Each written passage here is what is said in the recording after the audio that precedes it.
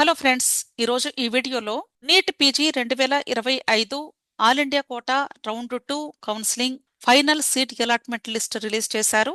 ఇది మనకి MCC official website లో పీడిఎఫ్ రూపంలో కరెంట్ ఈవెంట్స్ లో అవైలబుల్ గా ఉంది. అయితే ఇప్పుడు ఆల్ ఇండియా కోటా రౌండ్ 2 లో సీట్ అలాట్మెంట్ వచ్చిన స్టూడెంట్స్ ఒకవేళ ఏపీ స్టేట్ కన్వీనర్ కోటా లేదా మేనేజ్మెంట్ కోటాలో ఆల్రెడీ సీట్ అలాట్మెంట్ వచ్చి రిపోర్ట్ చేసిన స్టూడెంట్స్ ఇప్పుడు ఆల్ ఇండియా కోటా రౌండ్ 2 కి మీరు స్లైడ్ అవ్వాలి అనుకుంటే ఫ్రీ ఎగ్జిట్ ద్వారా మాత్రమే అవకాశం ఉంటుంది. కాబట్టి ఇప్పుడు ఎన్టీఆర్ యూహెచ్ఎస్ అఫీషియల్ వెబ్సైట్ లో రౌండ్ 1 కంప్లీట్ అయిపోయిన తర్వాత ఫస్ట్ ఫ్రీ ఎగ్జిట్ ని అనౌన్స్ చేశారు. సో ఎవరైతే ఏపీ స్టేట్ నుండి స్లైడ్ అవ్వాలి అనుకుంటున్నారో ఆ స్టూడెంట్స్ ఫ్రీ ఎగ్జిట్ తీసుకుని ఆల్ ఇండియా కోటా రౌండ్ 2 కి మీరు జాయిన్ అయ్యే అవకాశం ఉంటుంది. అయితే ఆల్ ఇండియా కోటా రౌండ్ 2 లో జాయిన్ అయ్యేటప్పుడు ఎటువంటి రూల్స్ కండిషన్స్ ఫాలో అవ్వాలి, వీటి గురించి ఈ రోజు మీకు క్లియర్ గా ఎక్స్ప్లెయిన్ చేస్తాను. ఇది all India quota round 2 final seat allotment list.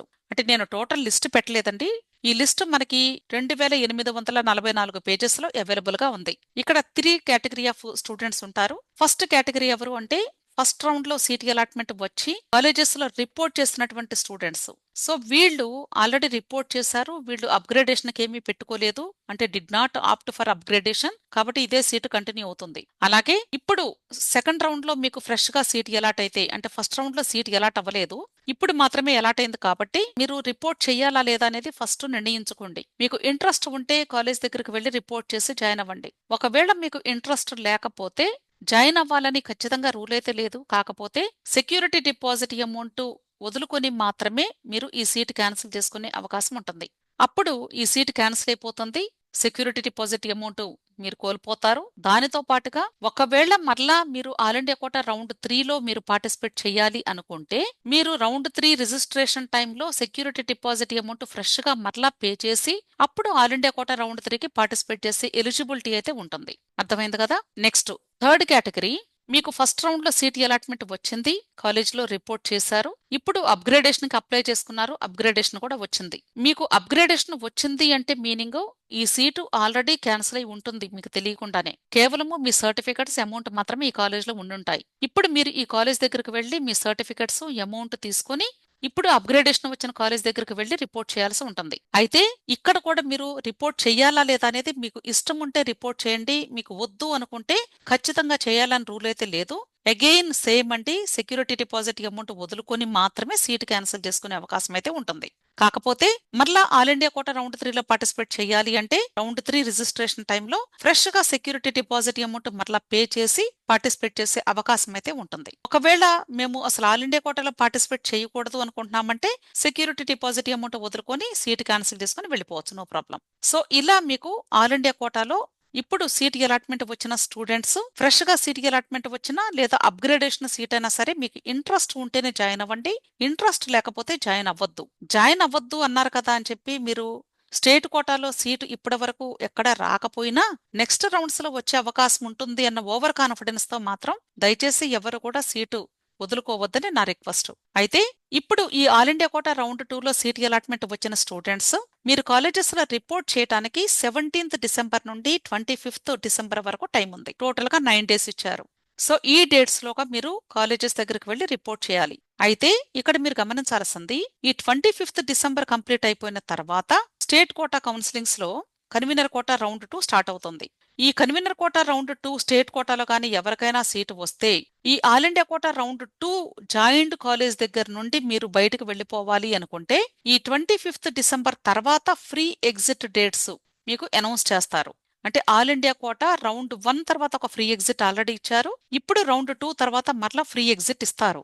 ఇక్కడ జాయిన్ అయిన కాలేజ్ నుండి కన్వీనర్ కోటాలో కానీ మేనేజ్మెంట్ కోటాలో కానీ స్టేట్ కోటాలో సీటు వస్తే ఇక్కడ నుండి ఇక్కడికి స్లైడ్ అయ్యే అవకాశం ఉంటుంది. కాబట్టి ఫస్ట్ వచ్చిన సీటుకి జాయిన్ అవ్వండి.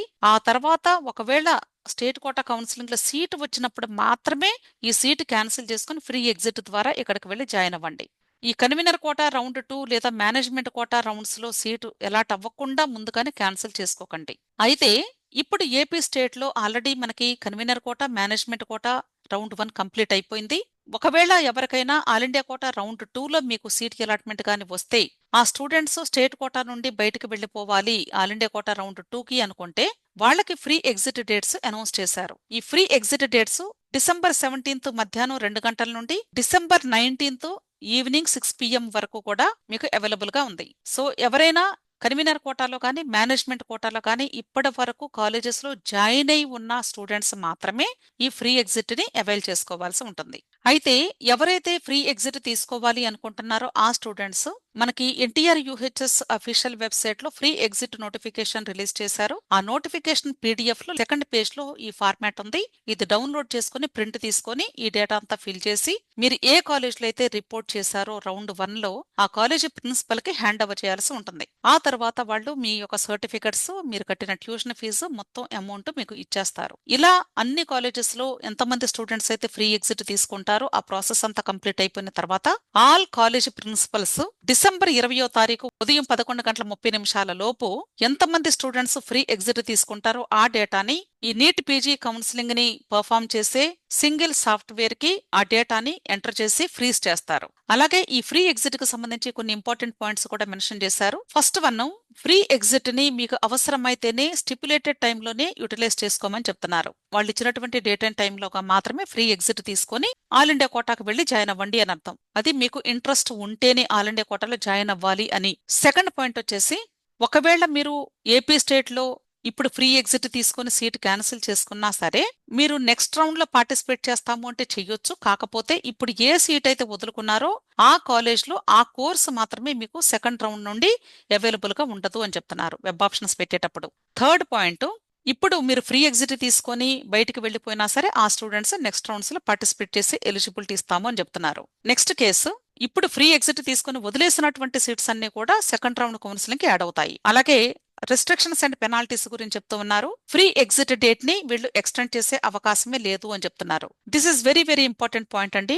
డ్యూయల్ రిపోర్టింగ్ ప్రొహిబిటెడ్ అన్నారు. అంటే కొద్దిమంది స్టూడెంట్స్ ఏంటంటే స్టేట్ కోటాలో రిపోర్ట్ చేస్తారు, అలాగే ఆల్ ఇండియా కోటాకు కూడా వెళ్లి రిపోర్ట్ చేస్తారు. అంటే ఇక్కడ మీకు ఒక డౌట్ రావచ్చు, అంటే సర్టిఫికెట్స్ ఇవ్వాలి కదా మేడం, రెండు చోట్ల ఎలా రిపోర్ట్ చేస్తారు అని. అంటే నేను గమనించింది ఏంటంటే కొన్ని కాలేజెస్ లో, అంటే ఆల్ ఇండియా కోటా కౌన్సిలింగ్ లో డీమ్డ్ యూనివర్సిటీస్ తీసుకున్నట్లయితే ఫీజు అయితే కట్టించుకున్నారు కానీ ఒరిజినల్ డాక్యుమెంట్స్ తీసుకోలేదు. అలాంటి సందర్భంలో ఆ స్టూడెంట్ ఏం చేస్తారంటే ఆల్ ఇండియా కోటాలో మేము ఆల్రెడీ రిపోర్ట్ చేసి ఫీజు కట్టేశాం కదా అని స్టేట్ కోటాలోకి వచ్చి జాయిన్ అవుతారు. అందుకని వీళ్ళు చెప్తున్న విషయం ఏంటంటే ఎవరైనా స్టూడెంట్స్ మీరు సర్టిఫికెట్స్ ఇచ్చి ట్యూషన్ ఫీజు కట్టి మీరు రిపోర్ట్ చేశారు అంటే ఆ సీట్ మీరు ఫ్రీ ఎగ్జిట్ ద్వారా క్యాన్సిల్ చేసుకుని మాత్రమే అప్పుడు నెక్స్ట్ కోటా కౌన్సిలింగ్ లో మీరు రిపోర్ట్ చేయాల్సి ఉంటుంది. అంతేగాని సైమల్టేనియస్ గా రెండు కౌన్సిలింగ్స్ లో రిపోర్ట్ చేయడానికి వీలు లేదు అని చెప్తున్నారు. ఒకవేళ ఎవరైనా కానీ డ్యూయల్ రిపోర్టింగ్ చేస్తే మాత్రం వాళ్ళని డిస్క్వాలిఫై చేస్తామంటున్నారు. చాలా సివియర్ పెనాల్టీస్ కూడా ఉంటాయని చెప్తున్నారు. కాబట్టి దయచేసి ఎవరు కూడా డ్యూయల్ రిపోర్టింగ్ మాత్రం చేయొద్దండి. ఒక స్టూడెంట్ కి ఒక సీట్ మాత్రమే అన్న విషయాన్ని గుర్తుంచుకోండి. అది ఆల్ ఇండియా కోట అయినా, స్టేట్ కోట అయినా, కన్వీనర్ కోట అయినా, మేనేజ్మెంట్ కోట అయినా, ఏదైనా సరే ఒక స్టూడెంట్ కి ఎట్ ఏ టైము ఒక సీట్ మాత్రమే హోల్డ్ అయి ఉండాలి. రెండు సీట్స్ చేతిలో పెట్టుకుని కూర్చోడానికి వీల్లేదు. ఒకటి డ్రాప్ అవ్వాల్సిందే ఖచ్చితంగా. ఈ రూల్స్ అన్ని కూడా జాగ్రత్తగా గుర్తుంచుకొని మీరు ఇన్ టైంలో కాలేజెస్ లో రిపోర్ట్ చేయండి. అలాగే ఇన్ టైంలో మీరు ఫ్రీ ఎగ్జిట్ అవసరమైతేనే మీరు యూటిలైజ్ చేసుకోండి. అర్థమైంది కదా? విష్ ఆల్ ది బెస్ట్ అండి. మీకు ఇంకా ఏదైనా డౌట్స్ ఉంటే టెలిగ్రామ్ గ్రూప్ ఉంది అని చెప్తూ ఉన్నాను. టెలిగ్రామ్ గ్రూప్ లింక్ నేను వీడియో క్రింద డిస్క్రిప్షన్ లో అలాగే కమెంట్ సెక్షన్ లో ఇస్తూ ఉన్నాను. టెలిగ్రామ్ గ్రూప్ లో జాయిన్ అయితే మీరు పర్సనల్ గా కూడా మాట్లాడొచ్చు, మీ యొక్క డౌట్స్ ని క్లారిఫై చేసుకోవచ్చు. అలాగే గ్రూప్ లో మీకు అన్ని అప్డేట్స్ ఇస్తూ ఉంటాము, మీకు కావలసిన ఇన్ఫర్మేషన్ కూడా షేర్ చేస్తూ ఉంటాం. కాబట్టి తప్పకుండా టెలిగ్రామ్ గ్రూప్ సర్వీసెస్ ని యూటిలైజ్ చేసుకోండి. విష్ ఆల్ ది బెస్ట్ అండి. వీడియో నచ్చితే లైక్ చేయండి, మీ ఫ్రెండ్స్ కూడా షేర్ చేయండి. అలాగే నా ఛానల్ తప్పకుండా సబ్స్క్రైబ్ చేసుకోండి. Thank you.